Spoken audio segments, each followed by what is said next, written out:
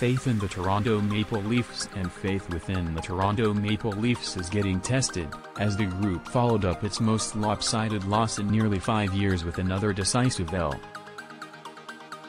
Another night when a team built to score simply couldn't do it enough. The difference in spirit and in play between Frederik Andersen's undefeated Carolina Hurricanes, now 5-0-0, and their visitors Monday night was as sharp as it should be disturbing. "We got a sense of what a Stanley Cup contending team looks and feels like," Sheldon Keefe said. "That's the hardest game we've played in this season by a wide margin in terms of the pressure, in terms of how difficult it is, in terms of how little time you have with the puck." The coach was encouraged by his group's effort in comparison to Saturday's no-show, but clearly there's another level or 3 to reach. "Unfortunately, it's still not high enough. You're playing against the Carolina Hurricanes. They set the standard, really, in the league in that regard," Keefe said. "Playing on the road here in Carolina, it's a different animal. Something that our team hasn't really felt in quite a while. So requires a lot more from you, and it's eye-opening." Although the Leafs are doing their best to downplay a sloppy and uninspired week of hockey, tangible signs of a turnaround are hard to come by following a 4-1 Carolina victory. "I think that noise and that panic from the outside can't shake us, because there's no reason it should. It's still early, and we're still trying to figure out our game," Austin Matthews said. "Within the room, we realize, obviously, that we need to play better. But at the same time, it's not like the end-all, be-all. It's not the end of the world right now. Toronto is fighting the narrative, because how does one write a positive story right now? With a group whose very identity is its high-powered offense yet who has slunk to 29th in the NHL in that category, averaging a paltry 1.86 goals per game? With a 26th ranked power play that's drier than Melba toast? If we're scrounging for a silver lining, it's that Matthews himself is on the board, 4 games after returning from wrist surgery. Hopefully he lets me sneak in 1 or 2 past him," Matthews said the morning before facing friend for life Andersen. And it only took 3 minutes and 25 seconds for Andersen to grant Matthews' wish. Ethan Bear lost the big centerman behind the net, and Matthews whipped a wraparound past Andersen for his first on the year in 200th in just 338 games, becoming the second fastest Leaf to reach that plateau.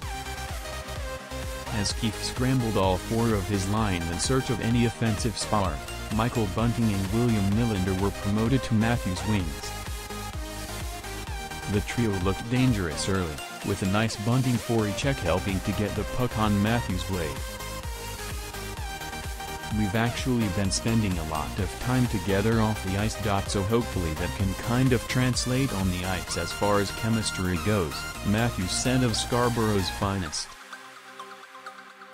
"Has always on the puck. Has smart. He makes plays. Carolina did what strong teams do.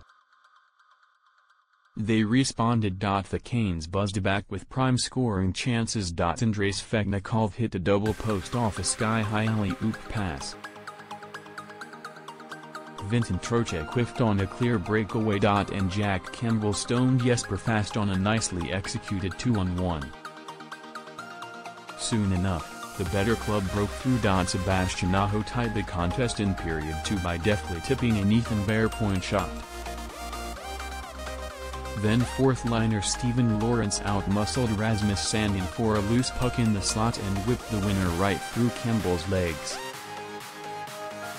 Immediately after killing off a Leafs power play, the Canes scored their third unanswered. Jacob Slavin undressed Mitch Marner at the blue line and fed Nino Niederreiter, who drove the net and slammed the puck home.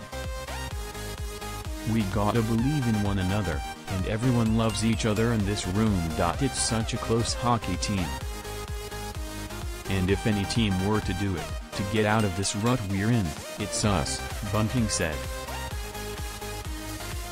It's all a matter of us believing in one another. And it starts in our room, not out there.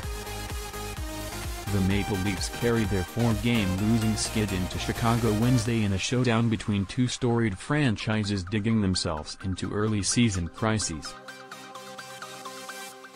The more that you lose, the worse it feels, Justin Hall said.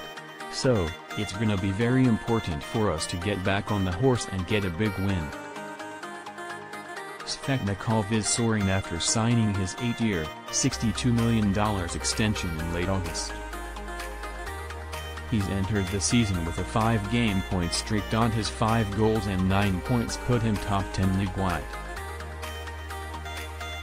Keefe acknowledged the slow start for his shutdown pair, Jake Muzzin, -7, and Justin Hall, -6, just two guys that haven't played at the level that we've come to expect from them. Those guys take on a lot of tough assignments and it is difficult for them. But we've come to expect them to thrive in that position, and it hasn't happened here yet. Some outsiders didn't like the optics of Matthews and Anderson having dinner and watching NFL Red Zone together Sunday. Well, Petr Mrazek met up with some of his old mates on the off day, too, including Svechnikov. Opposing players do this all the time, and with COVID restrictions loosened, it shouldn't come as a shock. Canes coach Rod Braun more on the endurance of Jason Spezza, whom he played against for 7 seasons. You got a veteran player who knows how to play and can skate. That's the one thing that's never left him. Has got some confidence. The coach is playing him. I think if his wheels weren't there, it'd be a different story. But his wheels are there, and that's why he's doing what he's doing. Those bunch of jerks. Hurricanes continue to lean into their NHL troll persona. Monday they hosted a bugged David Ayres, who revved the opening siren. It's a great story, obviously, and happy for a guy like that to get some life out of it, said Brendan Moore. It might be more of a story up there where you guys are, in Toronto, than down here.